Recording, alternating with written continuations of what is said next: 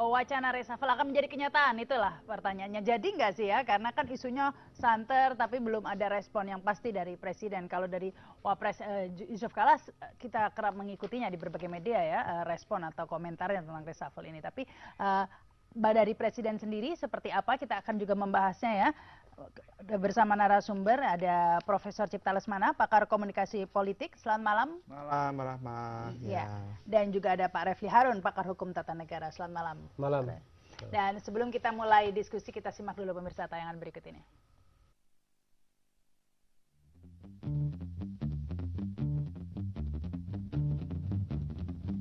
Permintaan publik agar kabinet kerja Jokowi di reshuffle terus menguat. Derasnya dorongan untuk reshuffle justru berasal dari partai pengusung Jokowi, PDI Perjuangan. Politisi Partai Demokrasi Indonesia Perjuangan, Hendrawan Supratikno menegaskan, partainya berkepentingan dengan kinerja pemerintahan Presiden Joko Widodo. Sebab suksesnya pemerintah akan berimbas positif ke partainya, namun PDI Perjuangan bisa kena getah bila kinerja jelek. Namun demikian, Hendrawan menegaskan partainya tidak bermaksud mendikte Presiden Jokowi. Mereka juga tidak ingin disebut merecoki kinerja pemerintahan. Namun, apa yang mereka suarakan adalah evaluasi terhadap performa kabinet kerja secara umum. Sementara itu, politikus PDI Perjuangan TB Hasanuddin langsung belak-belakan terkait wacana reshuffle kabinet kerja Jokowi. Mantan Sekretaris Militer Presiden Megawati itu menilai, jika Presiden Joko Widodo ingin mereshuffle kabinetnya, maka pertama harus diganti yaitu menteri yang berkaitan dengan perekonomian. Tak hanya bidang ekonomi, lanjut TB, menteri yang berkaitan dalam bidang penegakan hukum juga layak diganti. Lepas dari beragam opini tadi, pengamat politik dari Universitas Indonesia, Cecep Hidayat menilai dalam wacana reshuffle ini tak menutup kemungkinan disusupi oleh kepentingan politik. Ia menjelaskan hal itu terlihat saat sejumlah partai di luar koalisi Indonesia Hebat mulai mendekat ke pemerintahan. Indikasi itu terlihat seperti saat Ketua Umum Demokrat Susilo Bambang Yudhoyono menyatakan akan memberikan dukungannya terhadap pemerintahan Jokowi JK serta keinginannya untuk melakukan komunikasi yang baik dengan Presiden Jokowi. Sejumlah partai lainnya yang diketahui telah mendekati pemerintahan yakni Partai Golkar kubu Agung Laksono serta Partai Persatuan Pembangunan kubu Roma Hurmuzi. Mendekatnya sejumlah partai di luar koalisi KIH ini dilakukan demi kepentingan politik seperti akan digelarnya pilkada serentak pada akhir tahun 2015. Dorongan untuk reshuffle kabinet terus mengalir. Kepentingan mana yang kini akan difasilitasi Presiden? Kepentingan rakyat, partai koalisi, di luar koalisi, atau justru tidak ada sama sekali yang namanya reshuffle?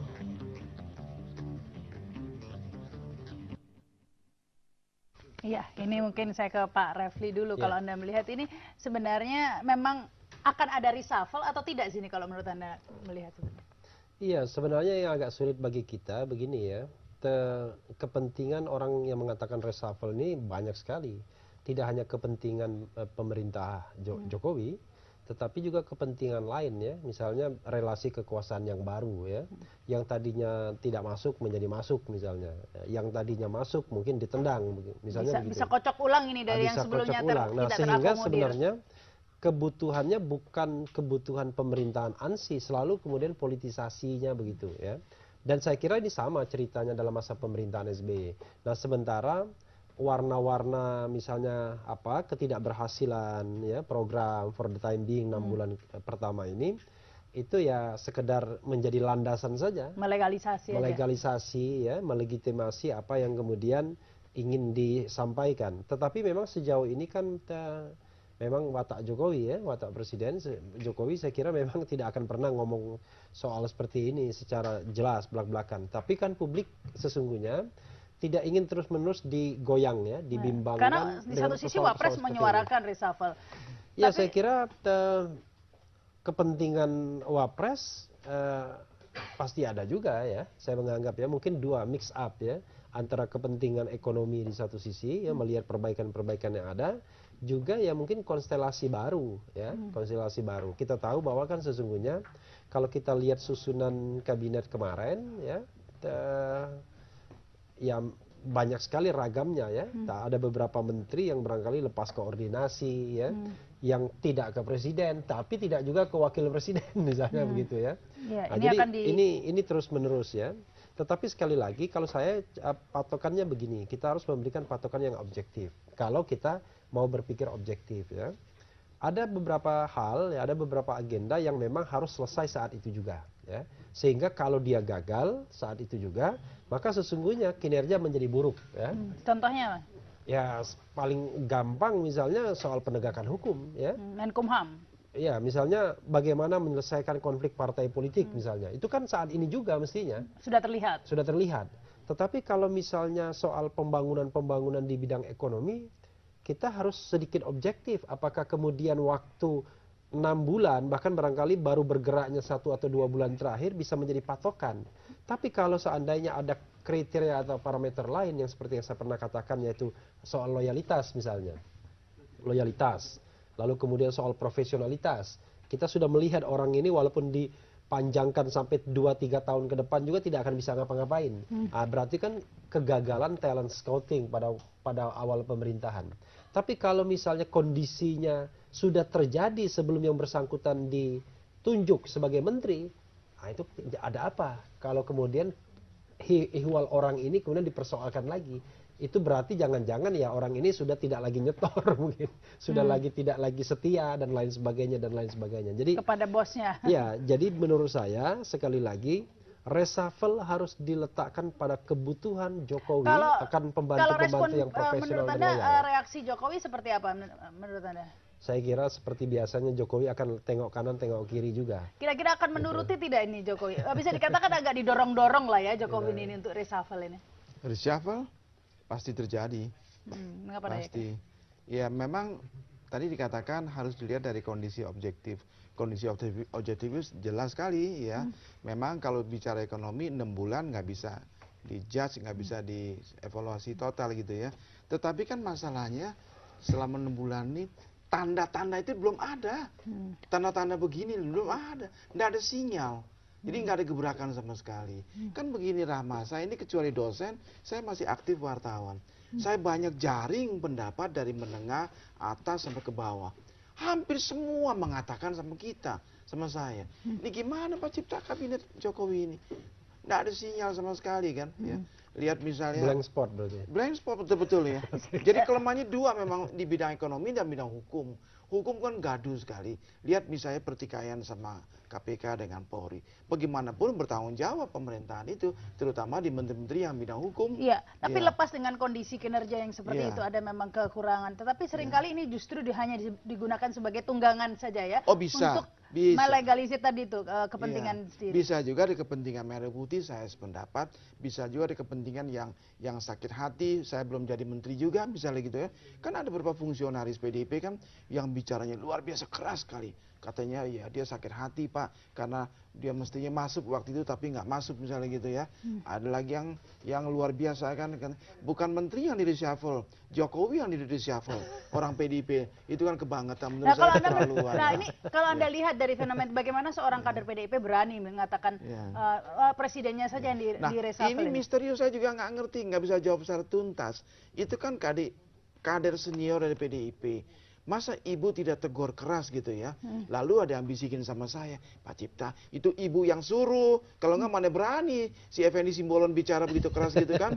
Dia bilang yang di reshuffle mesti Jokowinya, jangan tanggung-tanggung gitu. Kok kita bingung? Ibu sebagai ketua umum masa diem gitu ya? Nah ini statement-statement seperti itu Pak Refli, apa juga menunjukkan semakin ininya ini ya, semakin buruknya juga hubungan Jokowi dengan. Iya, kalau kita lihat dari sisi komunikasi ya, justru yang paling aneh adalah presiden ya, itu rasanya komunikasinya justru paling sulit dengan partainya sendiri, terutama dengan Megawati. Ketika di PAN, di Demokrat kelihatan mesra begitu. Jadi ketika kemudian bertemu dengan PAN, bisa diberikan kesempatan untuk menyampaikan pidato, Demokrat juga begitu.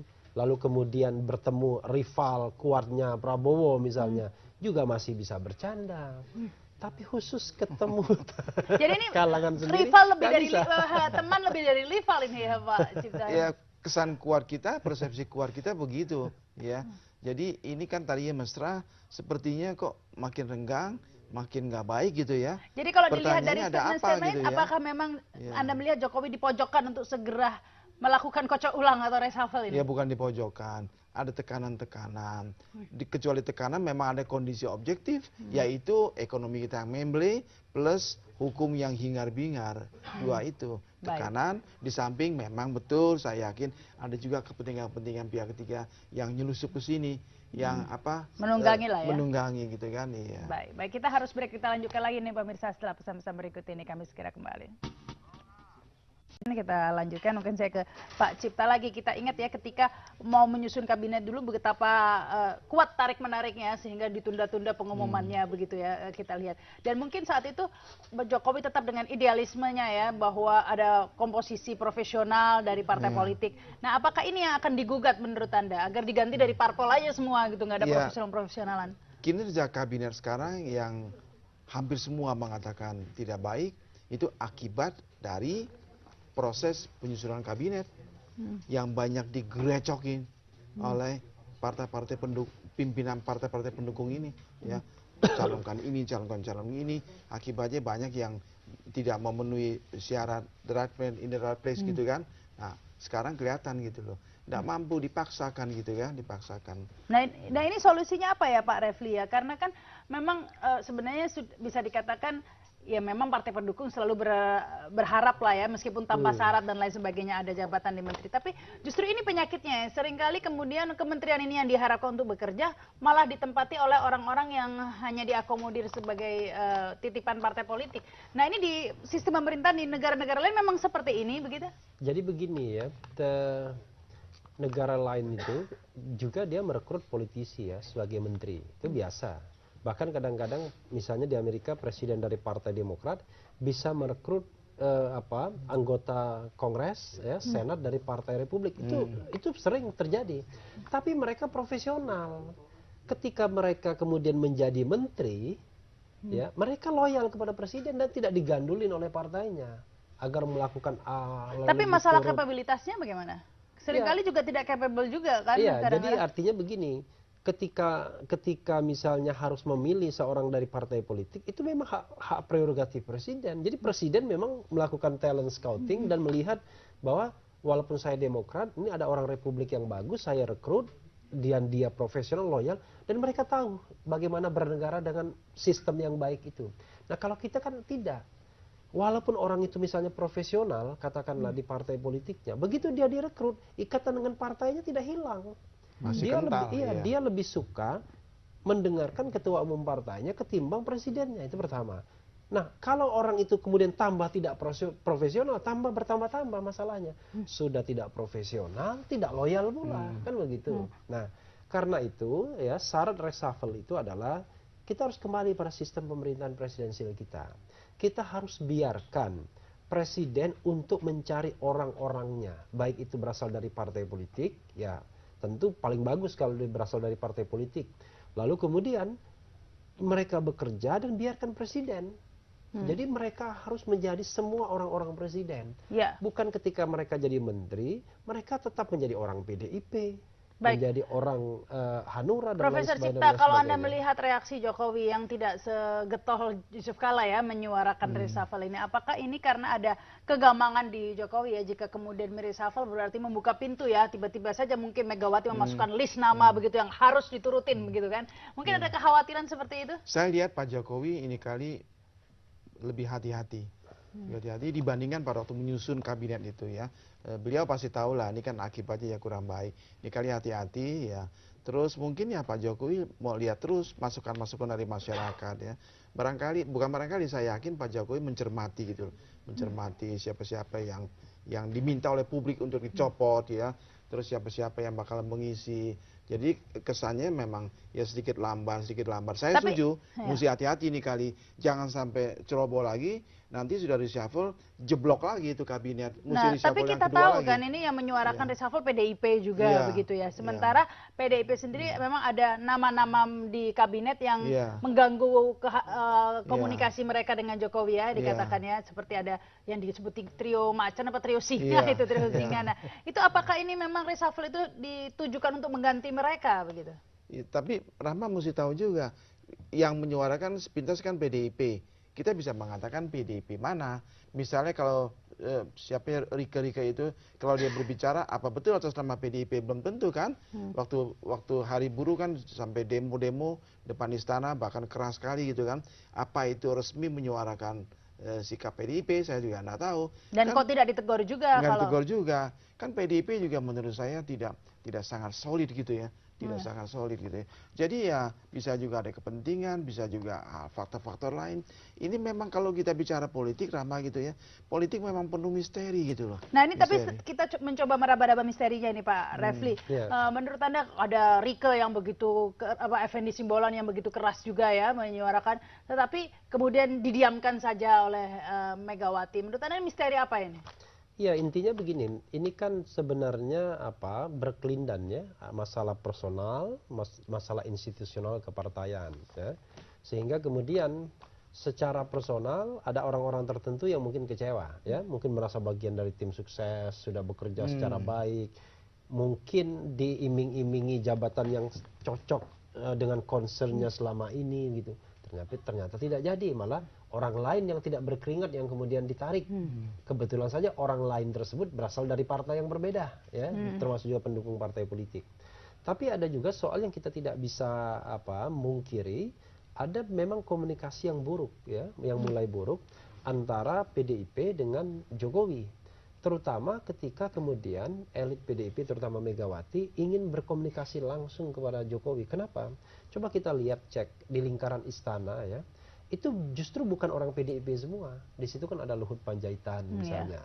Non partai, Andi Wijayanto, non partai, Pratikno non partai kan. Sehingga kemudian justru mereka lah yang lebih dekat ya. Iya, tetapi ini kan soal pilihan sekali lagi. Kalau saya misalnya ya harus sebagai presiden harus memilih orang, ya tentu saya akan pilih orang yang loyal, yang nurut sama saya. Bukan kemudian saya memilih orang yang bakal loyalnya sama orang lain. Hanya untuk menceritakan misalnya apa yang saya ungkapkan, apa yang rahasia saya kepada pihak lain. Dan pihak lain itu mungkin ketua umum partai politik dan lain sebagainya. Nah sekarang bagaimana merekonsiliasi ini? Menurut saya adalah begini. Kalau memang PDIP legowo, begitu ya, PDIP legowo, ya betul harus dicek secara objektif. Apakah menteri ini memang baik atau tidak, terlepas apakah dia pro PDI atau tidak bagi presiden. Kalau tidak, bisa dilepas. Tetapi kalau hitungannya adalah bahwa menteri-menteri ini hanya loyal kepada Jokowi misalnya, tetapi tidak loyal kepada PDIP, wah itu justru pemikiran yang keliru. Ketika seseorang diangkat jadi menteri menurut perspektif saya, dia harus lepas. Kira-kira justru itu yang terjadi, bahwa memang politiknya. reshuffle ini ditujukan untuk mengganti tadi. Tapi kita harus break dulu nih, kita lanjutkan lagi nanti saja nih Mbak Mirsa. Setelah pesan-pesan berikut ini kami segera kembali.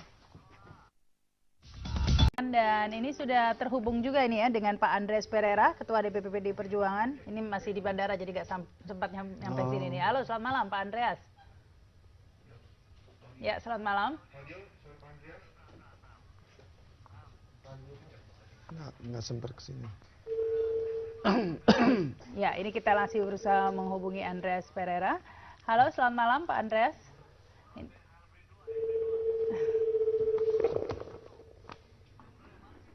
Halo. Ya, halo Pak Andreas, selamat malam. Malam, saya lagi di jalan tol nih, mudah-mudahan bisa hubungan baik. Iya, iya ini hubungan mudah-mudahan baik, tapi seringkali yang ditanya hubungan baik antara Mega PDIP dengan Jokowi nih Pak Andreas. Langsung nembak aja. Oh ya, kalau itu nggak ada masalah, udah baik-baik kan kok. Karena jangan-jangan nih isu reshuffle kabinet ini lebih ditujukan untuk itu, mengganti menteri-menteri yang dianggap mengganggu hubungan baik PDIP dengan Jokowi. Itu yang diinginkan dari PDIP. Kalau orang yang menghendaki mengganggu hubungan baik, itu yang berbahaya, itu merusak negara ini nanti. Jadi reshuffle ini menurut Anda ditujukan untuk siapa ini, yang menteri-menteri siapa yang di reshuffle Pak Andreas? Kan ya, soal reshuffle itu kan apa yang disampaikan oleh Pak Jokowi ketika beliau setelah dilantik, kalau tidak salah waktu itu, menyampaikan bahwa sebelum setahun bahwa akan ada evaluasi terhadap kinerja kabinetnya, terhadap menteri-menteri pembantu-pembantunya yang diangkat atau ditetapkan sebagai menteri pada waktu itu. Nah, ya karena alasan itu ya kita lihat sekarang masyarakat kan ya dengan situasi terutama di perekonomian apa yang dirasakan oleh masyarakat saat ini, ya orang mulai bertanya kapan Presiden melakukan evaluasi, terutama di dalam kinerja bidang ekonomi, hal-hal yang menyangkut kebutuhan hidup masyarakat secara langsung. Nah di situ ya PDI Perjuangan dalam posisi kita mendukung apa yang diputuskan atau evaluasi yang dilakukan oleh Presiden untuk mengukur kinerja para menterinya baik secara individual maupun secara bersama sebagai suatu tim yang membantu Presiden. Ya, Pak Andreas itu di satu sisi ya, tapi di sisi lain banyak juga yang mempertanyakan jangan-jangan ini ada kepentingan politik juga dari PDIP ya untuk memasukkan nama-nama. Ya, orang berpikir seperti itu, tetapi ya bukan itu persoalannya. Ini kan yang saya katakan tadi bahwa ini adalah bagian proses di dalam evaluasi terhadap kinerja pemerintahan yang dilakukan, dan itu wewenang dan tanggung jawab Presiden gitu. Ini kan hak Presiden untuk melakukan evaluasi tersebut gitu. Bahwa kita menghargai hak Presiden, hak prerogatif Presiden untuk melakukan evaluasi, dan ya kemudian kalau memang perlu harus diganti ya diganti gitu. Ya, ketika dalam pidatonya Megawati mengungkapkan ya dalam kita itu mengatakan bahwa ada penumpang gelap seperti itu ya yang mengganggu komunikasi dengan Presiden dan lain sebagainya. Apakah di reshuffle kesempatan ini Ibu Ketua Umum ini meminta Jokowi untuk mengganti para penumpang? Ya, kalau yang gelap-gelap itu dan dilihat di evaluasi memang mengganggu dan membuat menjadi tidak terang di gelap. Ya, baik. Presiden untuk memutuskan. Baik ini baik. Karena kalau kita perhatikan ya, artinya beberapa survei yang dilakukan oleh lembaga survei yang independen dan ada yang saya ikuti di dalam proses pembahasan itu, saya melihat bahwa ya apa yang memang ada kebutuhan dari masyarakat, ada tuntutan dari masyarakat untuk soal urgensinya memperbaiki kinerja kabinet ini, dan itu terkonfirmasi di dalam survei-survei tersebut gitu. Ya, tapi selain itu Pak Andreas, saya tahu apa yang dilakukan oleh Polkom Institute, ya mereka melakukan suatu metode survei yang melalui apa yang orang sebut dengan content analysis media dan kemudian public discourse, dan di situ ya terkonfirmasi misalnya di bidang ekonomi apa yang dirasakan oleh masyarakat sekarang ya kesulitan-kesulitan dengan hal semakin tinggi, nilai tukar rupiah yang semakin melambung. Nah ini kan beban bagi ekonomi bangsa ini, ekonomi masyarakat. Baik, Pak Andreas, di samping kenyataan seperti itu ya, seperti yang Anda sampaikan tadi, tapi Anda sepakat ya bahwa memang ada orang-orang yang mengganggu komunikasi Megawati dengan Jokowi. Itu terkonfirmasi juga misalnya di dalam di studi yang dilakukan oleh Polkom Institute gitu. Kalau Anda cek di studi dari Polkom Institute, itu terkonfirmasi juga bahwa ada menteri-menteri yang memang di framing negatif oleh publik karena apa yang dilakukan itu mengganggu proses hubungan antara misalnya antar PDI Perjuangan, antara Ibu Megawati dan Istana. Iya, tetapi sering orang bertanya. Jadi bukan sesuatu yang mengada-ada, tetapi itu juga apa yang dirasakan oleh publik gitu. Pak Andreas, banyak juga suara publik ya Pak Andreas mempertanyakan ini kinerja misalnya Menko Puan Maharani atau mengkritisi Menko Ham. Kalau itu di dalam survei malah tidak kelihatan.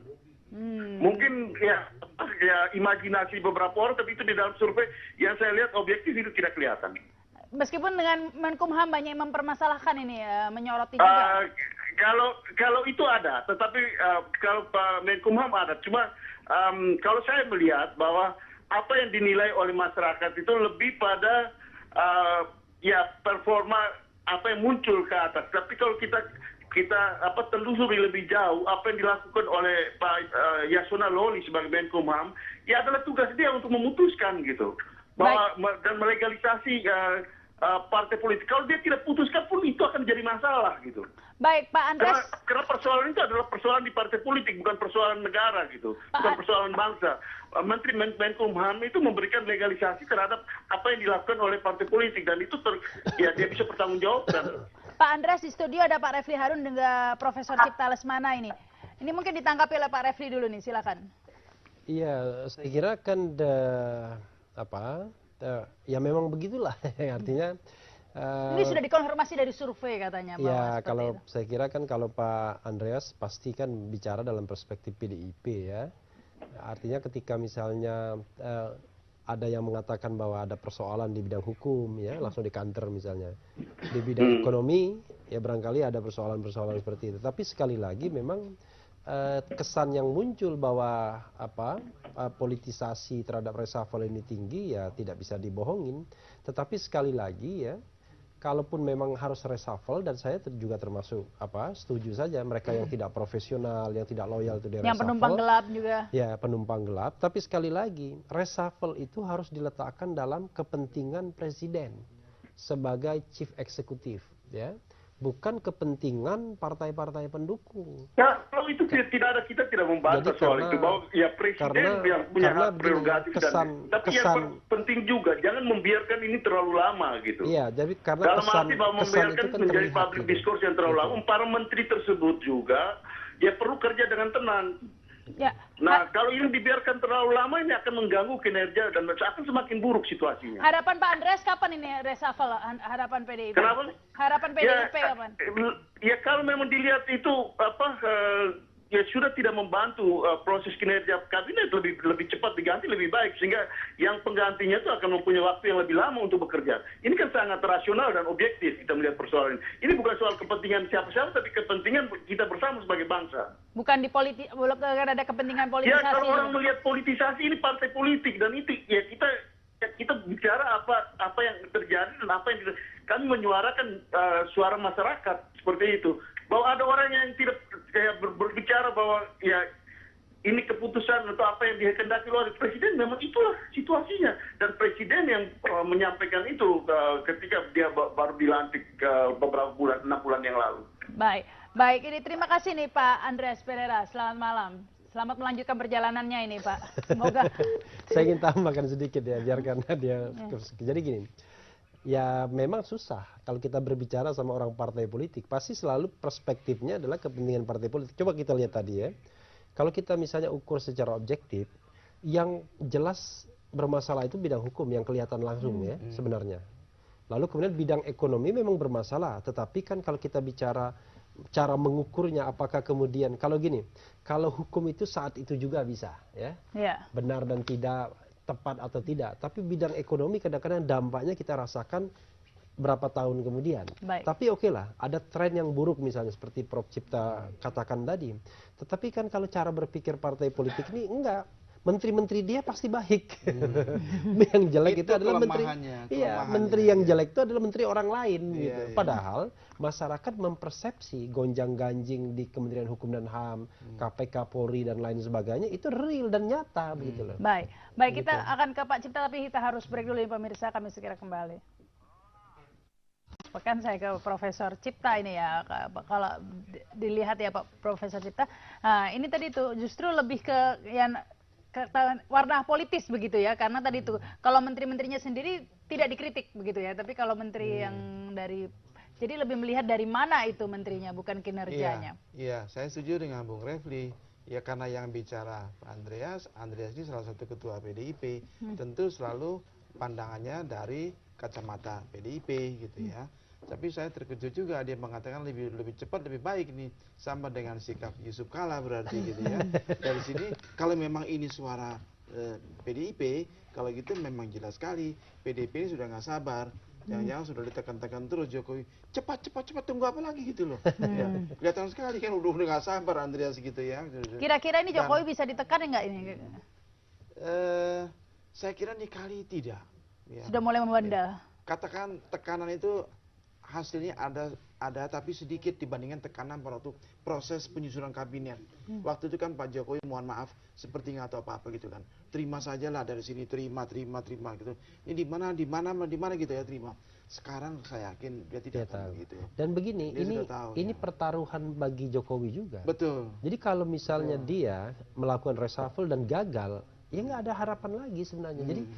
Jadi begini, karena dia tidak punya pilihan lagi, maka menurut saya ya dia pasti akan lebih berani kali ini untuk menentukan orang yang memang tepat untuk kemudian menduduki posisi itu. Dan saya kira seberani apa nanti, beranikah mengganti orang-orang yang sudah tahu memang dekat dengan karena PDIP? Ini kan intinya adalah dia akan mempertimbangkan bidang-bidang yang langsung terkait dengan kesuksesan pemerintahan dia.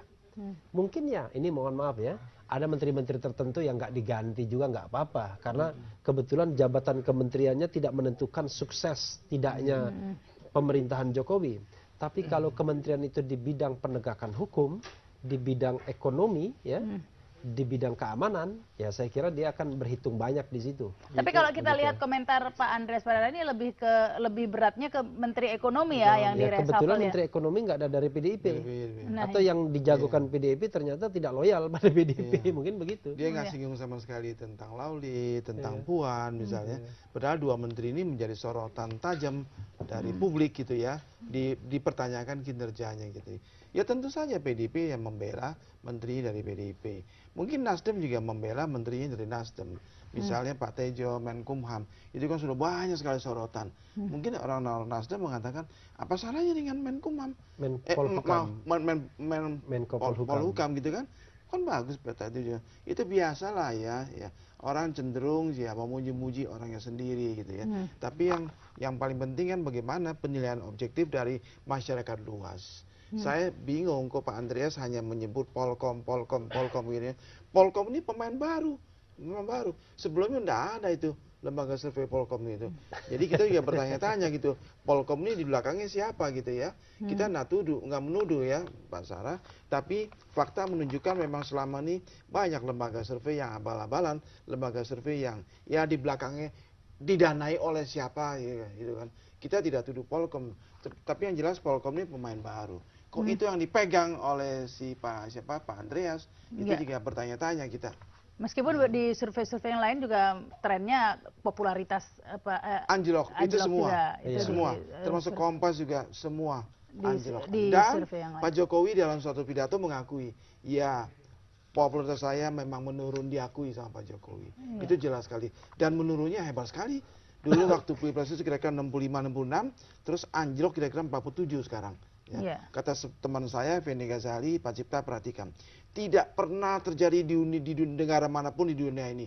Dalam tempo 6 bulan, seorang pemimpin anjlok sampai 20% lebih. Tidak pernah terjadi.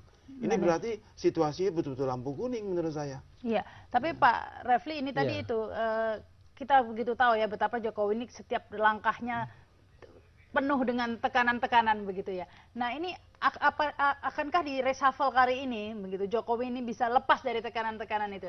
Ya kalau lepas 100% mungkin tidak ya. Karena begini, Jokowi ini unfortunately presiden yang paling sulit posisinya ya. Pertama pengalamannya masih minim ya. Menjadi elit Jakarta itu baru 2 tahun saja, 2012 jadi gubernur, lalu kemudian 2014 langsung nyalon presiden.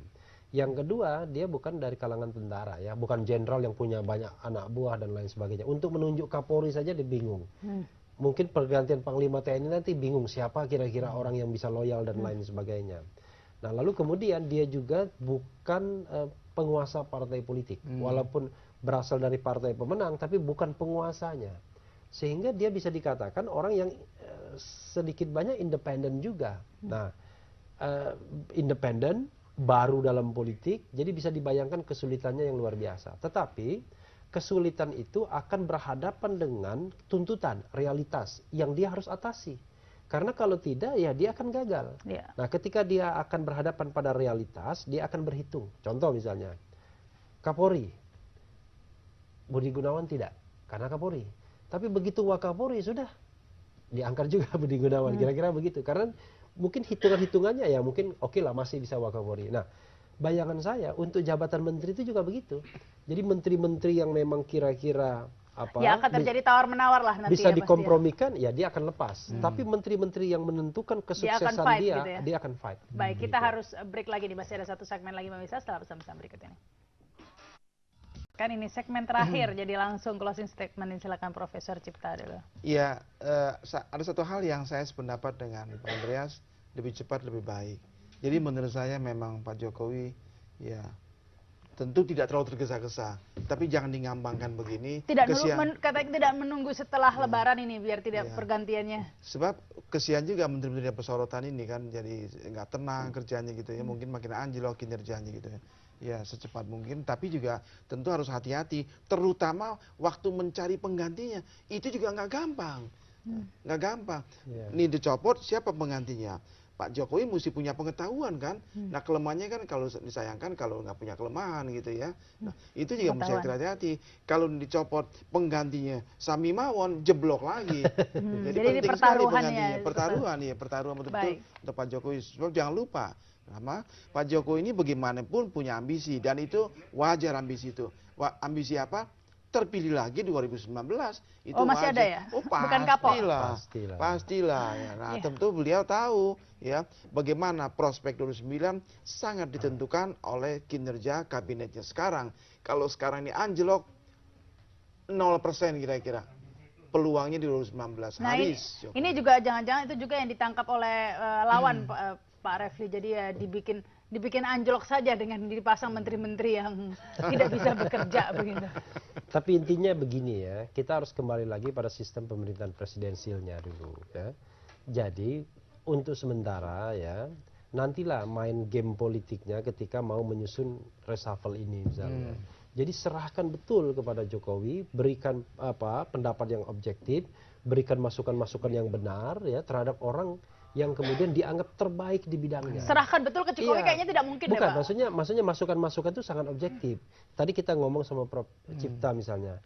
Kesulitan di Republik ini adalah orang-orang terbaik itu ya tidak diberikan kesempatan untuk duduk di bidangnya. Nah, ini yang aneh. Itu yang persoalan. Sehingga kemudian yang duduk itu bukan orang yang terbaik di bidangnya. Nah, kalau kita sudah mencari yang orang yang terbaik di bidangnya, ya, lalu kemudian tentu masih banyak persoalan. Karena yang terbaik dianggap ancaman ya, Pak ya? Iya, sering begitu. Atau yang baik itu orangnya sangat profesional, sangat independen, tidak berpolitik, tidak bisa didikte dan lain sebagainya, sehingga kemudian dia tidak pernah direkomendasikan di dalam lingkaran. Iya. Nah, itu contoh misalnya Faisal Basri, saya kira cukup bagus. Itu orang bagus, orang sudah baik. jadi mafia tim pemberantas mafia migas, kan nggak ada suaranya juga, cuma Pak. Ketok. Ada juga lah, paling tidak kan ada hasil yang kemudian kita Kan lihat dibubarkan pembubaran Petral itu dan lain sebagainya. Walaupun tapi katanya ada ganti baju lagi. Pensiunnya 12 Baik, ini akan panjang lagi nih kita. Tapi waktunya sudah habis. Terima kasih nih Pak Refli, Profesor Cipta. Dan ada pemirsa, demikian editor sepekan. Saya Rahma Sarita. Sampai jumpa.